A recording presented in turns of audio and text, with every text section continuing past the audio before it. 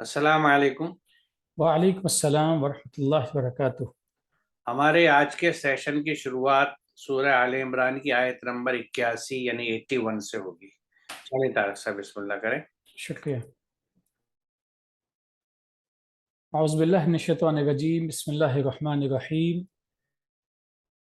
व इज़ अख़ज़ल्लाहु मीसाक़न नबिय्यीन लमा आतैतुकुम मिन किताबिन व हिकमह थुम्मा जाअकुम रसूलुम मुसद्दिक़ुन लिमा मअकुम लतु'मिनुन्न बिही व लतंसुरुन्नहु क़ाल अअक़ररतुम व अख़ज़्तुम अला ज़ालिकुम इस्री क़ालू अक़ररना क़ाल फ़अशहदू व अना मअकुम मिनश शाहिदीन।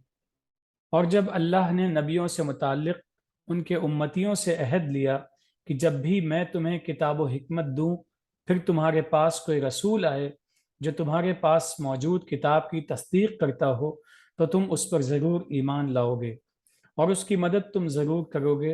अल्लाह ने कहा, क्या तुम लोगों ने इकरार किया और तुमने उस पर मेरा अहद कबूल किया? लोगों ने कहा, हमने इकरार किया। अल्लाह ने कहा, बस तुम सब गवाह रहो और मैं भी तुम्हारे साथ गवाही देने वालों में से हूँ। इस आयत को समझने के सिलसिले में ये बात जहन में रखनी चाहिए कि अल्लाह ताला ने आदम अलैहिस्सलाम को और उनके शरीक को ज़ौज को पैदा किया और एक निज़ाम के तहत उनको ज़मीन पे भेजा ताकि यहाँ पे वो और उनकी नस्ल वक्त गुजारे, और उसके लिए भी एक वक्त मुतय्यन किया क्योंकि इस वक्त की तायीन है, कुरान में इसका जिक्र है जिसका, लेकिन उस वक्त की क्या तायीन है वो हम कैलकुलेट नहीं कर सकते हैं, लेकिन अल्लाह ने एक ख़ास इलाहीन के लफ्ज़ का इस्तेमाल किया है कि एक वक्त तक की तुम्हें वहाँ पे हमने रखा है। फिर साथ ही सूरह बकरा की इब्तिदाई आयात को हम अगर जहन में रखते हैं, अल्लाह ने जिक्र किया है कि हम तुम्हारे लिए हिदायत का सामान भेजेंगे, और इस हिदायत के सामान यानी हिदायत की जो गाइडेंस है, हिदायत है, हुदा जिसे हम मुख्तसरन कह सकते हैं, जो लोग उसको कबूल कर लेंगे वो कामयाबी से हमकनार होंगे। और कामयाबी के ताल्लुक़ से भी हमें कुरान की ही रोशनी में बात समझ में आती है कि अल हयातुद दुनिया और अद्दारुल आखिरा, इन दोनों की कामयाबी असल में असल कामयाबी समझी जाती है जिसकी कुरान तलकीन करता है। यानी अल हयातुद दुनिया, जिसको मुख्तसरन शॉर्ट में हम कहते हैं दुनियावी ज़िंदगी या दुनिया, और दूसरे इसके मुकाबले में हम लाते हैं आखिरत, और उसको मुकम्मल तरीके से दारुल आखिरा यानी आखिरी ठिकाना हम कह सकते हैं। कामयाबी के सिलसिले में कुरान की एक और आयत भी है, फमन ज़ुहज़िहा अनिन नार व उदखिलल जन्नह फ़क़द फ़ाज़, कि जो लोग जहन्नम की आग से या आग से, अब आग से मुराद यहाँ पे ये है कि तकलीफ़ की जो ज़िंदगी है उससे दूर कर दिए गए, तकलीफ़ों से ज़िंदगी में जो भी परेशानियाँ हो सकती हैं उनसे बचा लिए गए, और फिर जन्नत में उनको ठिकाना मिल गया, वो लोग यकीनी तौर पर कामयाब हुए। अब इस सियाक में जब हम इस आयत को समझते हैं तो इस आयत में यह है कि अल्लाह ताला ने इंसानों से एक अहद भी लिया है, और ये एक तो अहद वो है जो खुद इंसान को दुनिया में भेजने से पहले आदम अलैहिस्सलाम को अल्लाह ताला ने इंसानों को हज़रत आदम की पुश्त से निकाला, और फिर उसके बाद में जो भी कैफियत हो उस कैफियत की बहुत तफसील में तो हम नहीं जा सकते हैं, लेकिन यह है कि अल्लाह ने अहद लिया और उनसे पूछा कि अलस्तु बिरब्बिकुम, क्या मैं तुम्हारा रब नहीं हूँ? तो तमाम लोगों ने कहा कालू बला, उन सब ने कहा क्यों नहीं। ये जो क्यों नहीं है ये भी अपने अंदाज में इस बात का एतराफ़ है, जवाब है, यकीनी तौर पे आप ही हमारे रब हैं, और इसमें ये कोई पूछने की बात नहीं है, ये सवाल ही नहीं उठता है कि ये सवाल किया जाए। अब यहाँ पे जब इस अहद की बात करते हैं, ये मजमूई तौर पे तमाम पूरी बनी और इंसानियत से सवाल किया गया था।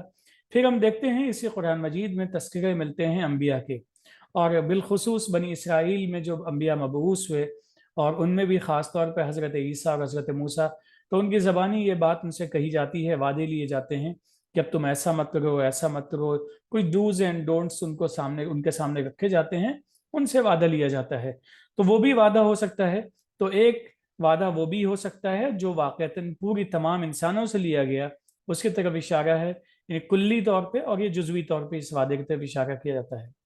अब इस वादे में क्या वादा लिया गया था? वादा वही है जिसका पहले भी जिक्र है कि जब भी तुम्हारे पास में किताब आएगी, हिकमत आएगी, कि हिकमत का मतलब है यानी जो जो रसूल होगा, जो रिसालत लेके आएगा, उस किताब को पढ़ेगा, समझाएगा, उसको एक्सप्लेन करेगा, अमली तौर पे चल के उस पर दिखाएगा, उसकी हिकमत की बातें तुम्हारे ऊपर खोलेगा।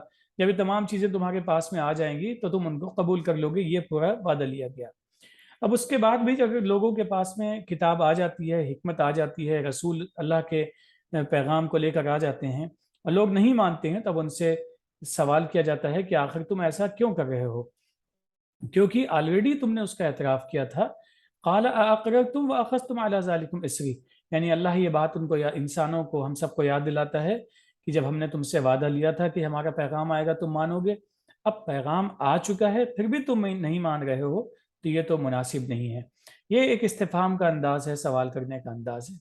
اور پھر اس موقع پہ یہ بھی اللہ کا بیان تھا کہ تم سب گواہ رہو، میں بھی تمہارے ساتھ گواہ ہوں، یعنی جو تمہاری گواہ تصدیق ہے، اس تصدیق پہ فائنل جو مہر ہے وہ میں نے ثبت کر دی ہے گواہی کی۔ ان تمام باتوں کے باوجود بھی اللہ کا پیغام اگر آ جاتا ہے، کوئی اس کو نہیں مانتا ہے، تو یقینی طور پہ یہ اس سے ایک پوچھا جانے والا سوال ہے کہ آخر ایسا وہ کیوں کرتا ہے۔ جی، یہاں پہ یقیناً رسول اور رسالت سے متعلق جو بات ہے کہ کس طرح سے لوگ اسے یعنی مدد کریں اور ان کے ساتھ بیسیکلی کوآپریٹ کریں، اسی طرح کی ایک اور بات ہے گواہی کی، اسے میں یہاں سامنے رکھنا چاہتا ہوں، کیونکہ یہ اس سینس میں بالکل جنرلائزڈ ہے کہ یہ ان سب لوگوں پہ لاگو ہے اور ان سب کو یہ احاطہ کرتی ہے جنہیں اللہ نے پیغام اور کتاب دیا، ہدایت دی۔ کہ آل عمران 187 ہے، آگے ہم بھی دیکھیں گے سے، اور جب اللہ نے عہد لیا ان لوگوں سے جنہیں کتاب دی گئی، یعنی وہ سب لوگ آ گئے اس میں، یعنی پورا عوام الناس آ گیا، بنی آدم، کہ تم اسے لوگوں کے لیے ضرور بیان کرنا اور اسے چھپانا نہیں، تو انہوں نے اسے اپنی پیٹھ پیچھے پھینک دیا اور اس کے بدلے تھوڑی قیمت حاصل کی۔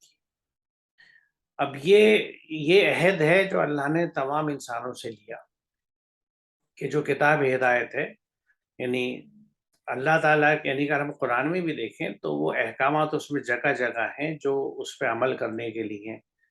اللہ کے احکامات پر ہمیں بہت کلیئر کٹ انسٹرکشنز ہیں، تلقین کی جاتی ہے۔ مثال طور پہ الذین آتیناہم الکتاب یتلونہ وقت تلاوتی، اور اتبعوا ما انزل الیکم من ربکم ولا تتبعوا من دونہ اولیاء، اتباع کرو جو تمہاری رب کی طرف سے نازل ہوا ہے۔ تو یہاں حکم ہے اللہ کا کہ اتباع کرو، آپ کے پاس آپشن نہیں ہے، آپ کو اتباع کرنی ہے۔ اس کے بعد یہاں ایک اہم پہلو یہ ہے کہ تم اسے لوگوں کے لیے ضرور بیان کرنا اور اسے چھپانا نہیں۔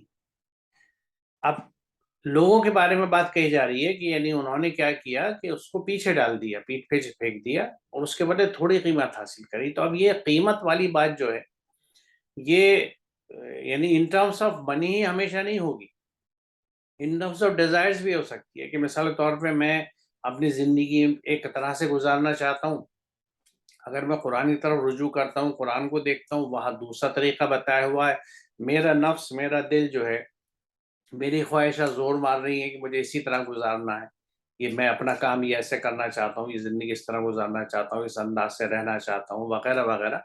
تو میں نے قرآن کو پیچھے ڈالا اس سینس میں کہ میں نے اس کو اگنور کیا، اس پہ عمل کرنا نہیں چاہا اور اپنے حساب سے زندگی گزاری۔ یہ چیزیں جب ہوئیں تو یہ شروعات یقیناً اس طرح ہوئی ہوگی، لیکن اس کے بعد پھر ہوا کیا کہ جس طرح ہم زندگی گزارتے تھے، ہمیں دیکھ کے ہمارے چھوٹے اور بعد میں آنے والے تمام انہی طرح پہ چلتے چلے گئے۔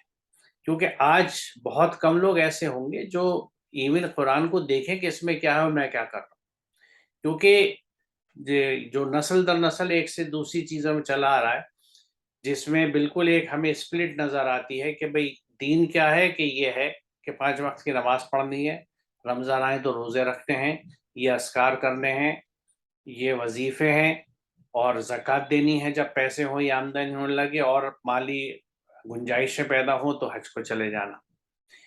اس کے علاوہ باقی چیزیں اپنے حساب سے کرو، غلطی ہو جائے اللہ سے معافی مانگ لو، نماز کے بعد 2 نفل پڑھ لینا، اس کے بعد معافی مانگ لینا۔ تو یہ چیزیں دین کے نام پہ چلتی گئی نسل در نسل، اور باقی تمام چیزیں تھیں تو وہ ہر علاقے کے، ہر قوم کے، ہر خاندان کے دستوروں کے حساب سے یا رسم و رواج کے حساب سے چلتی رہی کہ بھئی یہ کام اس طرح ہونا ہے، ہمارے خاندان میں تو یہ اس طرح ہوتا ہے، شادی اس طرح ہوتی ہے، طلاق اس طرح دی جاتی ہیں، مال اس طرح رکھے جاتے ہیں، خرچ کیے جاتے ہیں، تقسیم ہوتے ہیں، وغیرہ وغیرہ۔ تو یہ جو صورتحال تھی، یہ آج ایک نارم بن گئی ہے جو اس وقت ایک نئی چیز اس طرح پیدا ہوئی کہ ہم نے قرآن کو پیچھے ڈال کے، اور قیمت اس سینس میں لی ہم نے کہ ہم نے بظاہر اپنی نفسانی خواہشات کے پیچھے چلنے کی آزادی لے لی اس کے بدلے، کیونکہ ہر فرد نے اس طرح کیا، یقیناً کچھ افراد جو اس پوزیشن پہ ہوں گے کہ وہ لوگوں کو قرآن کی بات کی جگہ کسی اور بتا کے کوئی اپنا مقصد نکال سکیں، ان پہ بھی یہ لاگو ہوتی ہے، لیکن وہ اکثریت میں نہیں ہوں گے۔ اکثریت تو ہمارے جیسے عام لوگوں کی رہی ہوگی، جنہوں نے اپنی نفسانی خواہشات کو آگے لے کے چلے اور قرآن کو پیچھے ڈالا۔ اب اس سے ریلیٹڈ ایک اور بات ہے جو بڑی ریلیونٹ ہے یہاں پر، یہ جو الحج کی آیت ہے کہ اور کوشش کرو اللہ کی راہ میں جیسا کہ کوشش کرنے کا حق ہے، اس نے تمہیں چن لیا ہے اور دین میں کوئی تنگی نہیں رکھی۔ یہ من حرجہ لفظ جو ہے، حرجہ کہتے ہیں کہ ذرا سا بھی دل میں اگر بھاری پن ہو، ذرا سی بھی ناپسندیدگی ہو یا گھٹن کا احساس ہو، وہ حرج کہا جاتا ہے۔ کیونکہ لا اکراہ فی الدین کا ہم اکثر ذکر کرتے ہیں کہ دین میں کوئی جبر نہیں ہے، زبردستی نہیں ہے، یہ اس سے بھی فائنر ایلیمنٹ ہے، یہ جذبہ اس سے بھی بہت فائنر، باریک اور خفیف ہے۔ کیا ہے کہ ذرا سی، یعنی اگر اللہ کے کسی حکم پہ عمل کرتے میں ہمارے دل میں ذرا سی بھی تنگی یا گھٹن ہوتی ہے تو وہ ہماری عبادت اللہ کا قبول نہیں ہے، کیونکہ خوش دلی سے نہیں کی گئی، میں نے اپنے آپ سے نہیں کری، اپنے دل سے نہیں کری، وہ میں ایک طرح سے اس میں پوری طرح رچا بسا نہیں۔ جو اللہ کا رنگ اپنانے کی بات آتی ہے نا، صبغت اللہ کی، وہ رنگ جو ہے وہ پورے آپے میں اتر جاتا ہے۔ تو میری ہر اللہ کی بندگی، ہر حکم کی بندگی اسی انداز سے ہو کہ وہ پوری میرے میں رچی بسی ہو، اسی کو مسلم ہونا بھی کہا جاتا ہے۔ تو اس میں اچھا پھر آگے کیا حکم ہے کہ دین میں کوئی تنگی نہیں رکھی، اور پھر یہ حکم دیا گیا کہ اپنے باپ ابراہیم کی ملت پر، یعنی اس کے راستے پر قائم ہو جاؤ، یعنی تمہیں اس راستے پہ چلنا ہے جو حضرت ابراہیم نے دکھایا ہے۔ اور دوسری جگہ جیسی بات کہی گئی ہے کہ وہ دین کو دین حنیف کہا گیا ہے، ابراہیم کو حنیف کہا گیا ہے، یعنی انہوں نے ہر طرح کے الہوں کو ہٹا کے صرف اللہ کی بندگی کری تھی، یعنی لا الہ سے گزر کے صرف اللہ کی بات کری تھی، کوئی اور ان کے ہاں اطاعت نہیں تھی، ہر طرف سے منہ موڑ کے وہ خالصتاً صرف اور صرف اللہ کے احکامات کے تحت اپنی تمام زندگی گزارنے والوں میں سے تھے۔ اللہ نے تمہارا نام مسلم رکھا، اس سے قبل بھی اور اس قرآن میں بھی۔ یہ اگلا نقطہ ہے کہ ایسے لوگ جو ہیں ان کو اس سے پہلے بھی، یعنی قرآن سے پہلے کی کتابوں میں بھی، کیونکہ یہ ذکر یہاں پہ آ چکا ہے کہ اللہ کا جو کتاب نام کتاب ہدایت آئی ہے، کسی بھی قوم میں کسی بھی زبان میں آئی ہو، اس میں پیغام ایک ہی ہوتا تھا، میسج ایک ہی ہوتا تھا، ہدایت ایک ہی ہوتی تھی۔ تو وہاں پہ بھی اس پر عمل کرنے والے مسلم کہلاتے تھے۔ بعد میں اس میں جب تحریفیں ہوئیں یا تبدیلی ہوئیں اور لوگوں نے اپنے آپ کو ایک الگ گروپ بنا کے اپنا نام الگ رکھ دیا، وہ بات دیگر ہے، لیکن اللہ نے اس وقت بھی اپنے بندوں کے لیے مسلم نام تجویز کیا تھا اور یہاں پہ مسلم رکھا۔ اب یہ جو آگے میں نے سرخ رنگ سے لکھا ہے، تاکہ رسول تم پر گواہ ہو اور تم لوگوں پر گواہ، اور اس میں جو اوپر سرخ رنگ سے جملہ ہے کہ اس نے تمہیں چن لیا ہے۔ اب ان دونوں کے تعلق سے میں یہاں بات کروں گا، کیونکہ یہ میثاق اور عہد کی بھی بات ہے۔ دیکھیے سورہ بقرہ میں جہاں شروع میں آدم کی یعنی قصہ آدم بیان کیا گیا، آدم کی سٹوری بیان کی گئی ہے، تو وہاں شیطان نے مہلت مانگی اللہ تعالیٰ سے کہ مجھے اس وقت تک مہلت دے جب تک یہ اٹھائے جائے، اور یہ کہا کہ میں ان کو آگے سے، پیچھے سے، دائیں سے، بائیں سے نہیں، ہر طرح سے بھٹکاؤں گا۔ اللہ تعالیٰ نے اجازت اسے دی، یعنی شیطان جو ہے یا شیاطین جو ہم کہیں، انہیں اجازت ہے کہ وہ قیامت تک کے لیے انسان کو، انسانیت کو بھٹکائیں گے۔ اب دوسرا رخ ہم دیکھتے ہیں کہ رسول مقبول محمد رسول اللہ صلی اللہ علیہ وسلم کو جب نبی بنایا گیا اور قرآن کے ساتھ دین مکمل ہو گیا، تو یہ بھی ڈکلیئر کر دیا کہ یہ نبی آخر الزمان ہے، اس کے بعد نبوت کے دروازے بند، اب کوئی نبی نہیں آئے گا۔ تو اب یہاں ایک سوال یہ پیدا ہوتا ہے کہ شیطان کو تو قیامت تک بھٹکانے کے لیے چھوٹ دے دی گئی، انسانوں کو گمراہ کرنے کے لیے، لیکن انسان یا انسانیت جب بھی بھٹکتی تھی تو اللہ تعالیٰ کے پیغمبر، میسنجرز آیا کرتے تھے لوگوں کو صحیح راستہ دکھانے۔ یہاں 1400 سال پہلے یہ راستہ بند کر دیا گیا. تو گویا بھٹکانے والوں کو تو پوری چھوٹ ہے، اور ہدایت کا میسنجرز کا راستہ بند کہ آخری میسنجر بھیجا جا چکا. ایسا کیسے ہوا اور کیوں ہوا؟ تو اس میں بڑی اہم بات یہ ہے، جس مثال سے ہم سمجھ سکتے ہیں کہ مان لیجئے اگر کسی پروفیشنل کورس کی کلاس چل رہی ہے، چاہے میڈیسن کی ہو یا بی ایڈ کی ہو، مان لیجئے جس کورس کے بعد لوگ ٹیچر بنتے ہیں، bachelor of education B Ed. تو بی ایڈ کا جب کورس ختم ہو گیا، سال مکمل ہو گیا، تو جو ٹیچر آخری دن آئیں گے وائنڈ اپ کرنے، اس کورس کو مکمل کرنے اور اس میں مہر لگانے، تو وہ یہ کہیں گے کہ بھئی آج کے بعد سے اس کلاس میں کوئی ٹیچر نہیں آئے گا. کیوں نہیں آئے گا؟ کیونکہ آج کے بعد سے اس کلاس کا ہر طالب علم بذات خود ایک ٹیچر ہو گیا. تو یہ دین مکمل کر کے اللہ تعالیٰ نے اور اس کتاب کی حفاظت کا ذمہ لے کے اب یہ ساری ذمہ داری اس قوم پر دے دی تھی، اس امت پر دے دی تھی کہ اب تمہیں اس قرآن کو سمجھ کے اپنی زندگیوں میں اتارنا ہے، اس پہ عمل کرنا ہے اور اس کو لوگوں تک لے کے جانا ہے. یعنی ایک طرح سے ہم یہ کہیں گے کہ نبوت ختم ہو گئی، لیکن رسالت کا کام یا کار رسالت جاری ہے، اور وہ اس قوم پہ دیا گیا. اسی لیے یہاں یہ دو چیزیں جو میں شوق سے لکھی لنک کرنا چاہ رہا ہوں آپ کے سامنے، کہ اس نے تمہیں چن لیا ہے. کس کام کے لیے چن لیا ہے؟ کہ اللہ کے پیغام ہدایت کو اب تمہیں آگے لے کے جانا ہے. اور جس طرح رسول نے عملاً اس کو پھیلایا ہے کہ اپنے آپ اپنی زندگی میں اس پہ عمل کر کے، محض پریچنگ نہیں کری، تقریریں نہیں کرے، تقریر یا بیان نہیں دیے، محض انہوں نے عملاً. اس لیے وہ ایسی عظیم ہستی وجود میں آئی قرآن پہ عمل کرنے کے بعد کہ لوگ اس کو، یعنی نہ صرف یہ کہ عہد ساز اور تاریخ ساز، بلکہ لوگ آج تک اس کو یاد بھی کرتے ہیں اور کہتے ہیں کہ وہ اپنے وقت کے ایک بہترین لیڈر اور ہر کچھ تھے. کیوں؟ کیونکہ انہوں نے اللہ کے احکامات پہ عمل کیا تھا 100%. تو اب اس چیز کے لیے یہ دو گواہیوں کا یہاں ذکر ہے کہ رسول تم پر گواہ ہو، تم لوگوں پر گواہ. رسول کس بات کی گواہی دیں گے؟ رسول اس بات کی گواہی دیں گے کہ یہ اللہ تعالیٰ، میں نے آپ کے اس کتاب ہدایت کو، اس پیغام کو ان لوگوں تک پہنچا دیا تھا. یہ رسول کی گواہی ہوئی. اور لوگوں سے پھر کیا پوچھا جائے گا کہ کیا تم نے اپنا کار رسالت پورا کیا تھا؟ کیا تم اس چیز کو آگے لے کے گئے تھے؟ کیا تم نے لوگوں تک قرآن پہنچایا تھا؟ اور اسی ڈھنگ سے پہنچایا تھا جس طرح سے رسول اکرم نے پہنچایا، ہمارے پیارے نبی نے پہنچایا؟ تو اب یہاں ایک بہت بڑا سوال یا نشان اٹھتا ہے کہ کیا ہم واقعی ایسی پوزیشن میں ہیں کہ ہم یہ کرتے ہیں؟ تو یہ تو وہ چیز ہے جو اللہ کا حکم ہے، اس عہد کا حصہ ہے. گراؤنڈ ریئلٹی کیا ہے؟ ہماری حقیقت کیا ہے؟ کہ اس صدیوں کے سفر میں، جو محض 14 صدیوں کا ہے، اور اگر مانے ہم کہ 100-150 سال تک اگر صورتحال ایسی نہیں رہی، اس کے بعد سے ہم نے گریجولی قرآن کو اس طرح بند کر دیا کہ اس کو سمجھ کے اپنی زندگی کے معاملات کے لیے اس سے کنسلٹ کرنے، اس سے ہدایت لینے کا سلسلہ ہی ختم ہو گیا. ہمارے اخلاق قرآن والے نہیں، ہمارا کردار قرآن والا نہیں، ہمارے معاملات، یعنی کوئی بھی چیز، عبادات ہوں، تعلیم ہو، تجارت ہو، کوئی بھی چیز ہو، وہ قرآن کے مطابق نہیں ہے، کیونکہ قرآن کو نہ ہم نے سمجھا نہ عمل کیا گیا.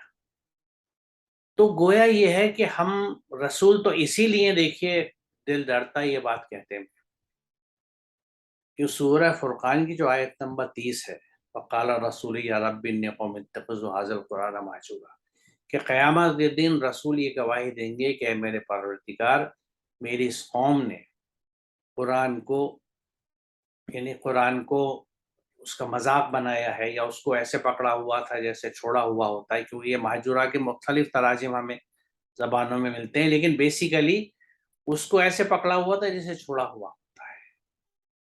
اس کو مذاق بنا کے رکھ دیا تھا.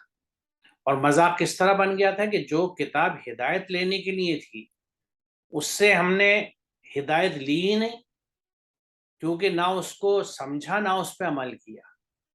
ہم نے اس کو ثواب کمانے کی کتاب، قرأت کی کتاب، حفظ کی کتاب، تجوید کے ساتھ پڑھنے کی کتاب، سب کچھ بنا لیا، اور یہ سب ضروری ہے، اس کی اہمیت سے کسی کو انکار نہیں ہے، لیکن اس کا فہم، اس کو سمجھنا، اس کو اندر اتارنا، اللہ کے رنگ میں رنگنا. بتائیے کوئی اللہ کے رنگ میں کیسے رنگ سکتا ہے جب تک اس کے پورے احکامات اس کے پاس نہ ہو، جب تک وہ ان کو اپنے اوپر طاری نہ کر لے، ان پہ عمل نہ کرے، اللہ کے رنگ میں کہاں سے رنگے گا؟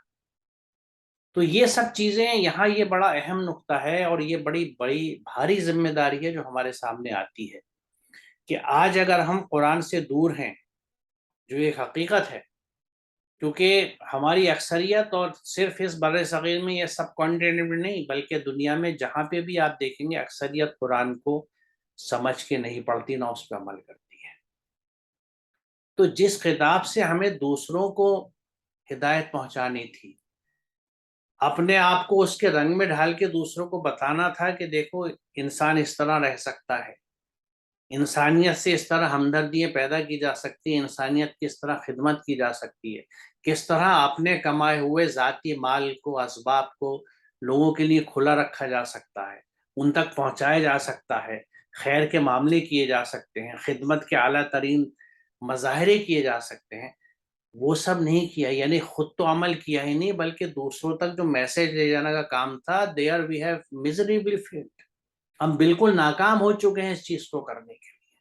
یہ کتنی بڑی پکڑ ہے ہمارے اوپر کہ ہم کیا گواہی دیں گے. اور رسول کی گواہی کا نمونہ فرقان 30 بتاتی ہے کہ وہ یہ کہیں گے کہ اس قوم نے قرآن کو چھوڑا رکھا تھا. they ridiculed the book. اس کو مذاق بنا دیا تھا، یعنی جو پچھلی آیت میں بات تھی کہ انہوں نے کتاب کو پیچھے ڈال دیا تھا، اور کچھ پلیجرز کے لیے، کچھ تفریح سے، اپنی مرضی سے منمانی زندگی گزارنے کے لیے، کچھ آسائشوں سے، کچھ شو بازی میں، کچھ دکھاوے میں، کچھ تکبر میں کمپرومائز کر لیا تھا اللہ کے پیغامبر کے ساتھ، ان کو پیچھے ڈال دیا تھا. تو یہ وہ عہد ہیں، یہ وہ میثاقیں ہیں جو جگہ جگہ اللہ تعالیٰ نے، میں نے پچھلے سیشن میں ذکر کیا تھا کہ جب سورہ فاتحہ میں ہم ایاک نعبد و ایاک نستعین کہتے ہیں، تو یہ ایک بہت بھاری کمٹمنٹ ہے جو ہر وقت اللہ سے کرتے ہیں کہ ہم تیری ہی بندگی میں رہتے ہیں. اور یہ بندگی کا یہاں اعلان کرنے کے بعد مسجد سے باہر نکل کے ہمارے کاروبار اسی انداز سے چلتے ہیں جیسے دنیا کے چل رہے ہیں. ہماری دکان پہ مال اسی طرح سے بکتا ہے جیسے دنیا کا بکتا ہے، جس میں یعنی کون دکاندار ہے جو اس بات کی گارنٹی لے کہ میرے ہاتھ جتنا بھی سامان بکتا ہے وہ خالص ہے، اس میں کوئی ملاوٹ نہیں ہے. یہ میری ذمہ داری ہے کہ میں ملاوٹ کی چیز نہ بیچوں، یا اس میں منافع جو ہے وہ اتنا ہی صحیح مقدار میں ہے جتنا کہ حق ہے میرا. حق المحنت ہے کہ جتنی میری محنت اور وقت لگا اسی حساب سے یہ منافع ہے. یا وہ اتنا اونچا بنا ہوا ہے کہ وہ ربا کی صورت اختیار کر چکا ہے، استحصال ہوتا ہے، لوگوں کا ایکسپلائٹیشن ہوتا ہے. تو ایک ایک چیز جو ہم اپنی زندگی میں کرتے ہیں، اگر اس میں قرآن شامل نہیں ہے تو ہم صرف اپنے ہی مجرم نہیں ہیں. یعنی بات صرف انی ظلم تو نفسی کی نہیں ہے، اپنے نفس پہ تو ظلم کیا ہے ہم نے، اس کی بڑھوار نہیں ہونے دی، اپنی شخصیت نہیں بننے دی، لیکن ہم نے انسانیت کا بھی نقصان کیا ہے. ہم انسانیت تک وہ چیز لے کے ہی نہیں گئے جو ہمیں لے جانی تھی، بلکہ ہم نے تو یہ غلطی یہ بھی کر رکھی ہے جس کو آج بھی ہماری اکثریت اس بات کو نہیں جانتی کہ قرآن پوری انسانیت کی ہے. قرآن مسلمانوں کی کتاب ہدایت نہیں ہے. اور جن کو یہ دی گئی تھی، جو حاملین قرآن ہیں، جو کسٹوڈینس ہیں اس کے، ان کی ذمہ داری تھی کہ اسے لوگوں تک پہنچائے. اور اس کی صحیح طریقہ تھا کیونکہ ہم رسول سے محبت کا بہت اعلان بھی کرتے ہیں، اظہار بھی کرتے ہیں، اور بہت ایگریسولی کرتے ہیں. تو اس رسول نے قرآن پہ کس طرح عمل کر کے لوگوں کو دکھایا، وہ چیز نہ ہمیں رسول کی، یعنی یہ چیز ہمیں رسول کی زندگی سے نہیں پک کرنی چاہیے کیا؟ یہ کیا سنت رسول نہیں ہے کہ انہوں نے قرآن کی آیت پہ کس طرح عمل کیا، کس طرح اپنا کردار بنایا؟ تو یہ کیا بات ہے کہ قرآن کے معاملے میں بھی ہم چوزی کہ کچھ اللہ کے احکامات کو چن لیا اور ان کو فرض سمجھا، یقیناً وہ فرض ہیں، اور انہی پہ صرف عمل کیا، باقی چیزیں ایک دم پیچھے چلی گئیں. سنت بھی رسول اللہ کی کچھ وہ چن لی جو ہمیں سوٹ کرتی تھی یا جو کنوینینٹ تھی. جو بنیادی سنت تھی کہ آپ نے قرآن پہ کس طرح عمل کیا اور کیا کردار اور کیا اخلاق وجود میں آیا اور اس کی کیا امپیکٹ پڑی، اس کی طرف ہم نے کوشش بھی نہیں کری. اور آج بھی نہیں کرتے، اس کو ضروری نہیں سمجھتے. سنت کے نام پہ جو یعنی سسٹم آف کنوینئنس ہو گیا کہ جو مجھے سہل پڑتا ہے، جس کے لیے زیادہ محنت نہیں پڑتی، اسے اپنا لیا. اور جہاں محنت والی بات آتی ہے تو میں نے راستے دیکھ لیے سائڈ سے نکلنے کے. یہی آیات کو فروخت کر دینا یا اللہ کے احکامات کو بیچ دینا ہے چھوٹے سے فائدوں کے لیے. یہ چھوٹے فائدے بہت ساری طرح کے ہیں جو ہمارے یہاں ہوتے ہیں، اور بہت ضروری ہے کہ ہم اس چیز سے آگاہ بھی رہیں، واقف بھی ہوں، اور اس کی گہرائی کو سمجھیں کہ قرآن سے ہٹ کے ہم نے صرف اپنا نقصان نہیں کیا، ہم نے پوری انسانیت کا نقصان پہنچایا ہے، اور ہم اجتماعی طور پہ بھی اور انفرادی طور پہ بھی اس کے لیے ذمہ دار ہیں. اور یہ نظم جب تک نہیں سدھر سکتا جب تک ہم میں سے ہر کوئی قرآن کو سمجھ کے نہ پڑھے، اپنے گھر کے ہر بچے کو شروع سے قرآن سمجھا کے نہ پڑھائے، اور we must ensure that it is put into practice. اس کو پڑھ کے صرف ثواب حاصل کرنے کے چکر میں نہ رہیں بلکہ اس پہ عمل کریں. بچوں کو عمل کرنا سکھائیں کہ دیکھو قرآن میں یہ چیز منع کی گئی ہے، ہمیں یہ نہیں کرنی ہے. اسے پتہ لگے کہ قرآن کنٹرولز us. ہمارا کنٹرول قرآن کے بعد سے، ہم قرآن کے احکامات کے تحت چلتے ہیں. کیوں؟ کیونکہ ہم مسلم. We have submitted with this book. ہمیں اللہ کے احکامات کے آگے بالکل جھک چکے ہیں، دل سے اور عمل سے. محض پیشانیاں نہیں جھکائی ہیں سجدے کر کر کے یا رکوع کی کیفیت میں جا کے، بلکہ ہم رکوع سے ہوتے ہوئے مکمل ہستی کو اپنی جھکا چکے ہیں، اللہ کو سبمٹ کر چکے ہیں.